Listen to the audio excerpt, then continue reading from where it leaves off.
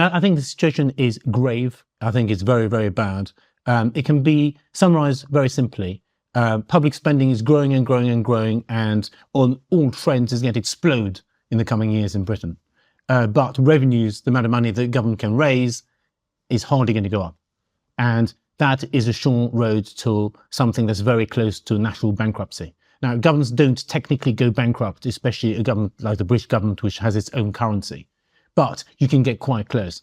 And it's impossible to be anything other than extremely pessimistic about the future of Britain, because we are wedded to some ridiculous, obsolete model, which basically says you've got this thing called the NHS, the National Health System, which is basically a state-funded, socialized medicine.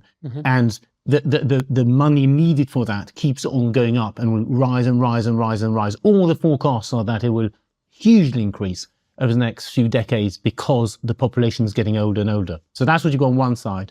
You've also got a welfare state that's totally out of control. You've got 6.5 million adults on out-of-work benefits. 6.5 million adults on out-of-work benefits. We've basically introduced universal basic income without telling anybody. It's possible to not work in this country and to be able to survive on benefits. So you've got those two problems on the spending side.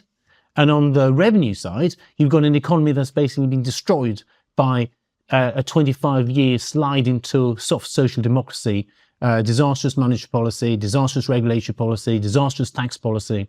The entrepreneurial spirit of the economy has basically vanished. There's no Elon Musks in Britain. Companies are leaving, entrepreneurs are leaving, rich people are leaving. The incentive structure is completely wrong. So you've got this economy that's barely growing, and you've got the demands from the public sector on this shriveling private sector that keep going up and up and up and up. And that's a recipe for total disaster. And by the way, you even have mainstream economists now saying things like that.